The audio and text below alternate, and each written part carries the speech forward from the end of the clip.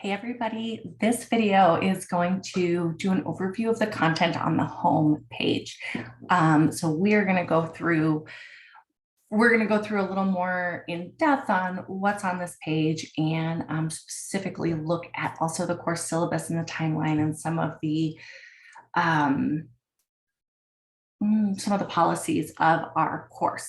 So let's jump right in. So other videos have kind of described the format here. So I'm just going to scroll down and pay attention to really what is the course description and syllabus, and go through that information in this video. So before I jump into that though, I want to talk about the announcements forum. I am going to talk about this a lot. So I post announcements regularly to the announcements forum to help keep us on track, to let you know about important things that are happening. You're responsible for reading these forums. Everybody is subscribed to this forum, so you should also be getting an email every time something is posted to this forum. So if you're not getting those emails, let me know and I can look at the settings within Moodle to see if there's something going on there, but you should be getting them. And lastly, this questions forum. So this is where you'll post questions. So if you have a question, like if we were in class and you would raise your hand and say, hey, what about this on this? So I need assignment clarification, or hey, I read through, like you shared this content and I don't understand this, or this is contradictory, explain that. This is where you would do that, So if I would raise my hand in class and ask this question, then that's what's appropriate for this forum. And I want you to use this forum. If you email me something like that, I am going to say, hey, this would be more appropriate for the forum, so that everybody can benefit. Because chances are, if you have the question and you're emailing it to me, I'm getting that same email from 3 or 4 people.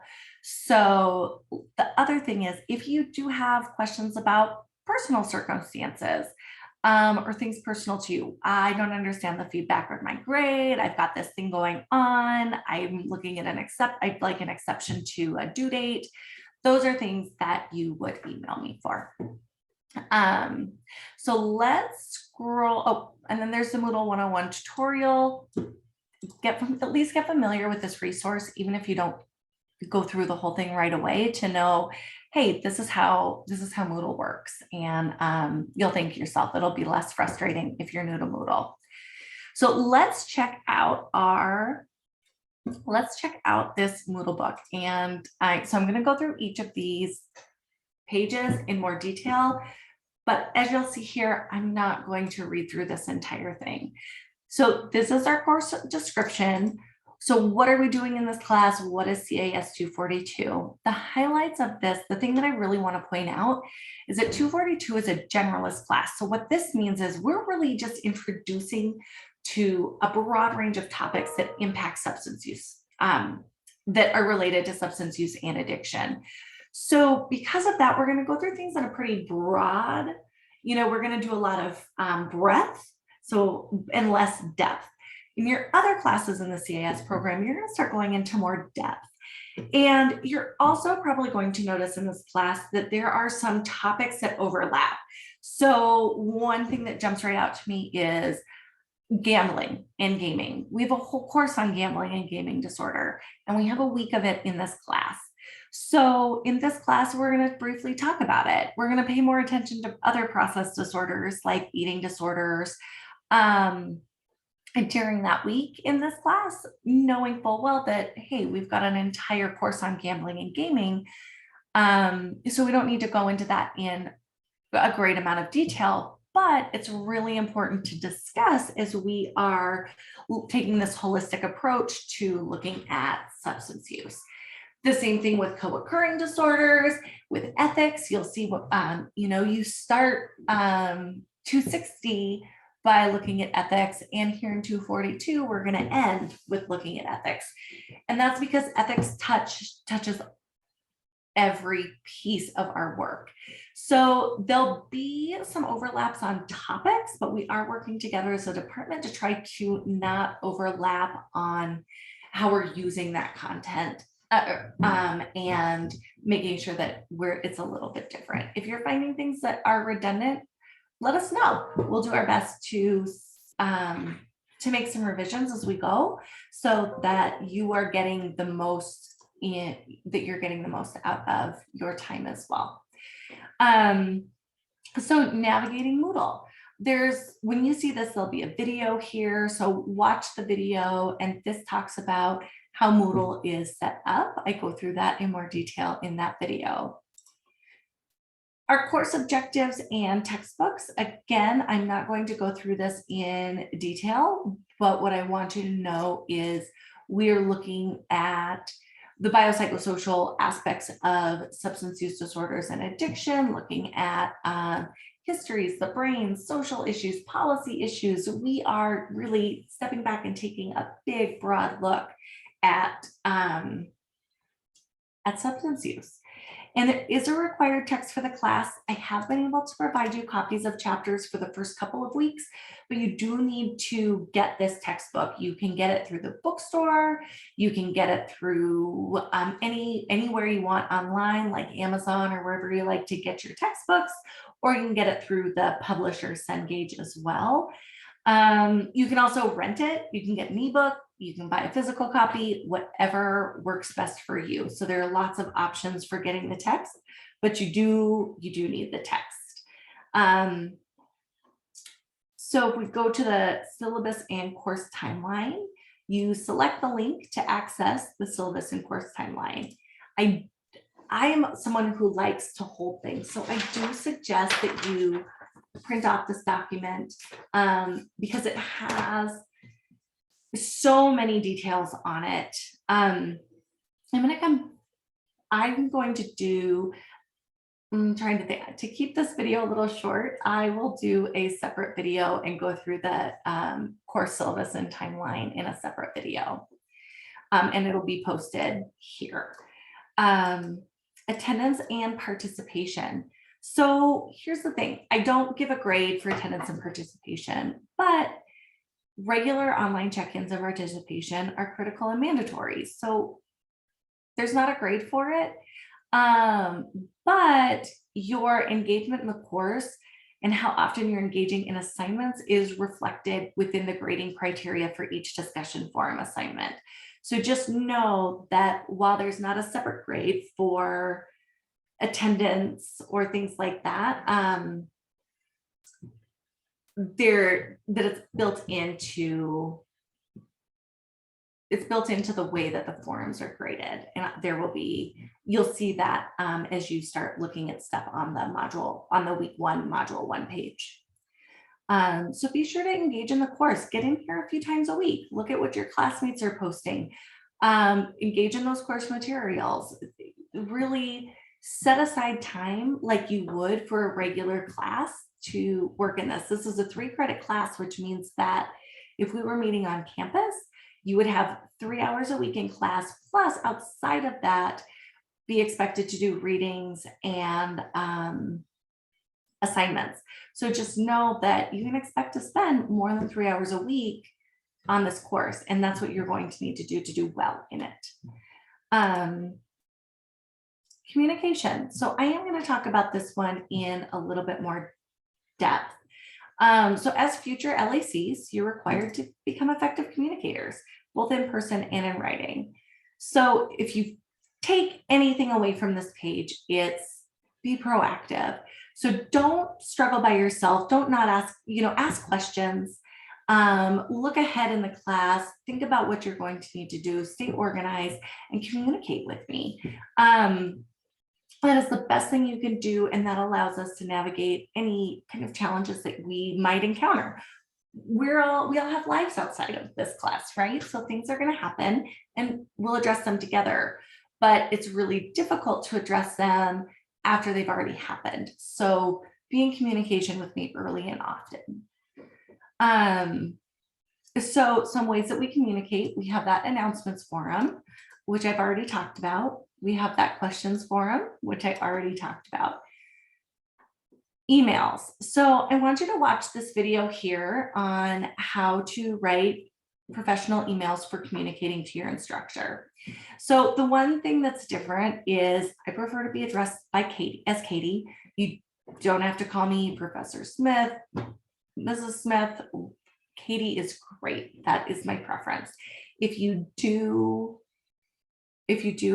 refer to me as one of those other things, that's okay. I don't get too hung up on it, but I do want you to know that Katie is great.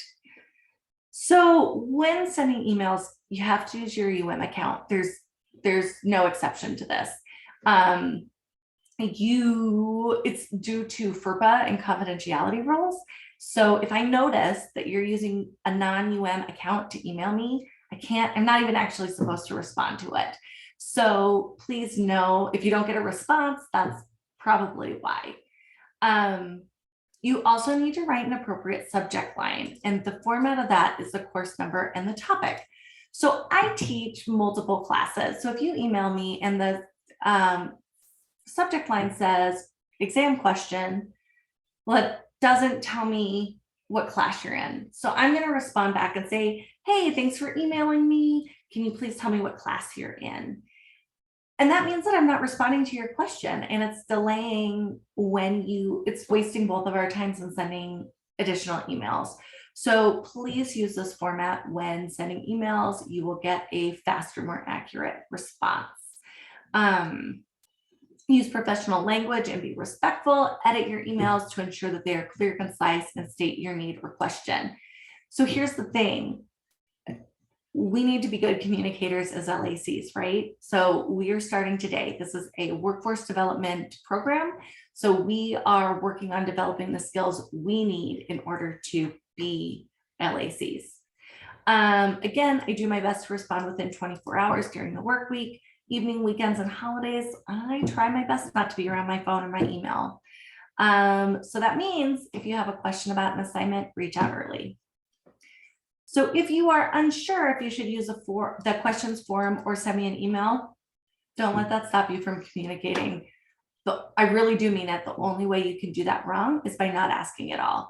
So reach out, shoot me an email just to say hello if that's easy, if that's easier to break the ice. But just know that if you're unsure, just ask the question wherever you think is best, and I will point you in the right direction. Or you can always reach out and say, I've got a question about this, where should I put it?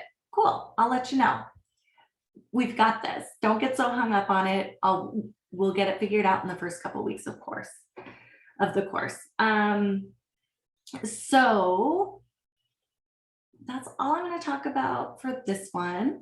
I do want to talk for a moment. If you are a student that has an accommodation through the Office for Disability Equity, please send me your accommodation at the onset of the semester. That way, if you want, we can meet and talk about it. I can get Moodle set up in a way that reflects your accommodations. But often students won't send that to me, and there's a million reasons why. But then we get, partway through the semester and you're falling behind, and it's because you have this accommodation that you're not using. So let's get it going from the onset of the semester. That's something you should email me. Send me an email. We'll talk through what you need, and I'll do my best to support your learning, because that's why all of us are here. The last thing in this book are assignment expectations. So here's a little bit of an overview about assignments. So assignments, I talked about this, assignments. So we have 3 different sets of assignment. The first is a group office hour. So while this is an online asynchronous course, there are 3 group office hours scheduled throughout the semester. The dates are clearly listed on the course timeline. So be sure to go to the course timeline and get one of those on your calendar. It is required. There will not be exceptions made to this, unless before the first one you shoot me an email and you say, Katie, this is absolutely impossible. These 3 dates are impossible for me, and this is why.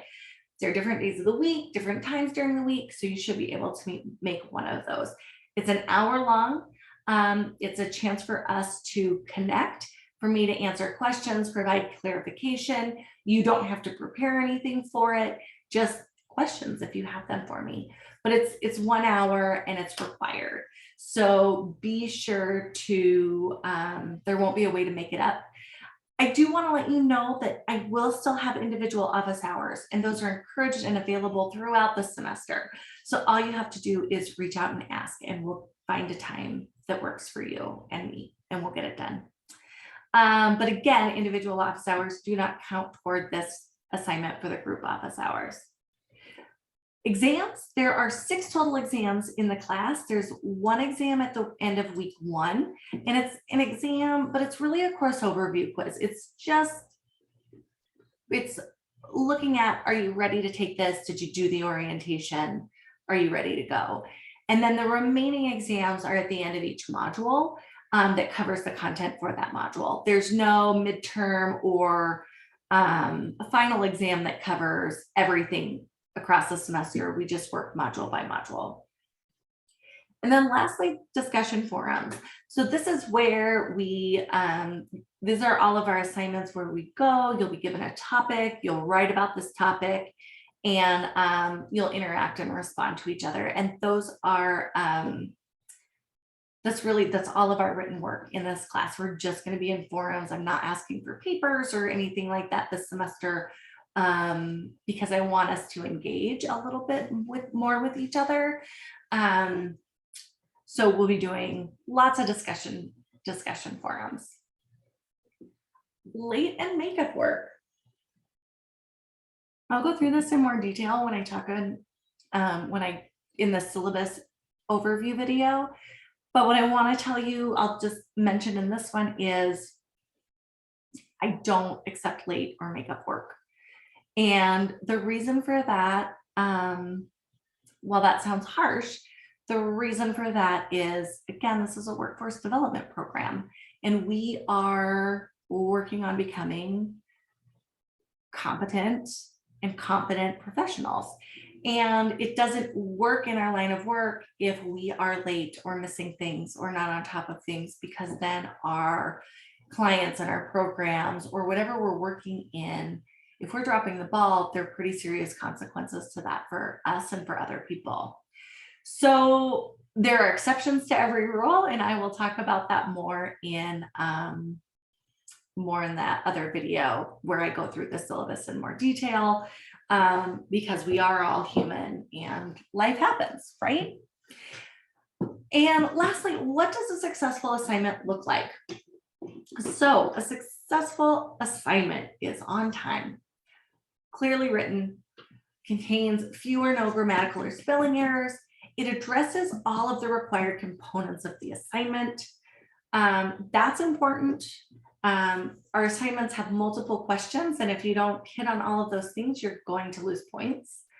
It utilizes assigned reading. So you need to incorporate information. You need to incorporate course content and cite it while also sharing your own thoughts and ideas about the material. So your discussions should demonstrate independent thinking and effort on your part. So what are my ideas about this? What do I think this means in practice? And this is why I think those things, I'm using the course content to support my assertions. So let's see, all assignments should be written in academic professional language. So no slang, offensive or threatening or foul language.